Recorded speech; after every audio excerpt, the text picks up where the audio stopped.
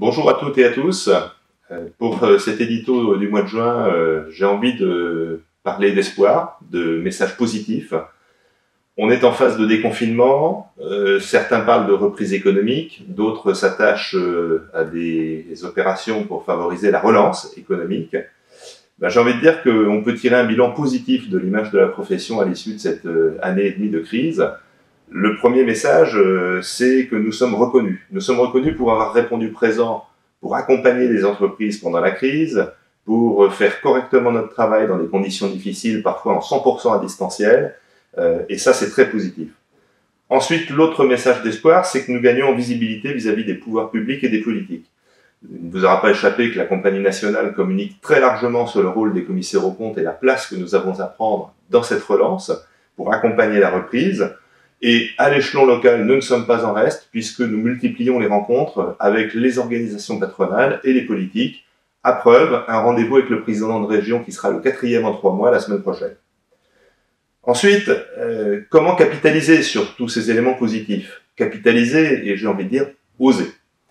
Un défi est à relever pour moi, celui d'accompagner à nouveau les entreprises dans l'aménagement des remboursements d'aides, que ce soit des PGE, des moratoires sociaux, et j'en passe, puisque le quoi qu'il en coûte a forcément un poids fiscal, un poids sur le budget de l'État, et il va bien falloir maintenant commencer à parler de sortie de crise et donc de remboursement.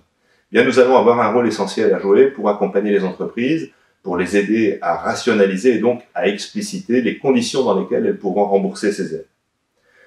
Ensuite, oser aussi en prenant un rôle nouveau. Un rôle nouveau qui nous est proposé par la compagnie nationale et les échanges qu'elle a eus avec aussi bien Bercy que la chancellerie, en matière de diagnostic, de médecine de sortie de crise des PME qui n'ont pas de commissaire aux comptes.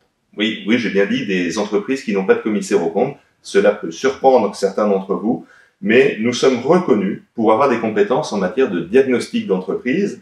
Eh bien, ce diagnostic, nous avons fait le pari de le mettre à la disposition d'un maximum d'entreprises, y compris celles qui n'ont pas de commissaire aux comptes, de manière à faciliter, par un diagnostic flash très rapide, les entreprises qui relèvent de traitements collectifs de leurs passifs, que ce soit en amiable ou en judiciaire, pour les accompagner vers un tribunal de commerce, ou celles qui auraient simplement besoin d'un soutien, d'une aide financière temporaire, ne serait-ce que pour financer la remontée de leur BFR en période de reprise d'activité. Alors oser, c'est aussi oser dans un esprit conquérant. Nous avons aujourd'hui un marché émergent à prendre pour la profession.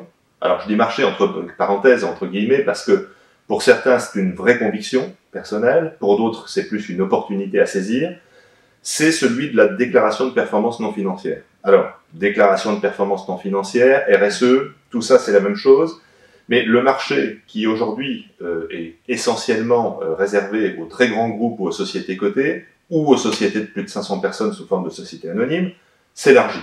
Voilà, il ne vous aura pas échappé que le projet de directive européenne vise à redescendre les seuils à 250 salariés, à élargir à toutes les formes commerciales de société, et la pression du marché, qui est demandeuse de plus en plus de garanties en matière de gaz à effet de serre, en matière d'éco-responsabilité, va créer une pression sur les fournisseurs et sous-traitants des entreprises qui ont des obligations de communication.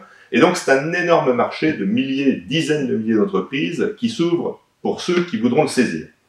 Alors, cela fera partie bien évidemment des nombreuses formations aux missions nouvelles que la compagnie vous propose dans le catalogue que vous avez reçu récemment.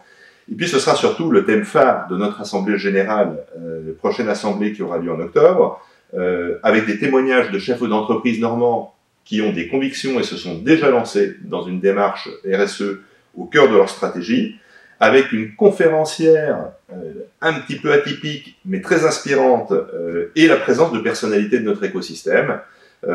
Voilà, j'ai envie de dire maintenant bon courage à tous pour cette dernière ligne droite du mois de juin, et rendez-vous à notre AG au Stade Malherbe le 19 octobre, et d'ici là, très bonnes vacances à tous.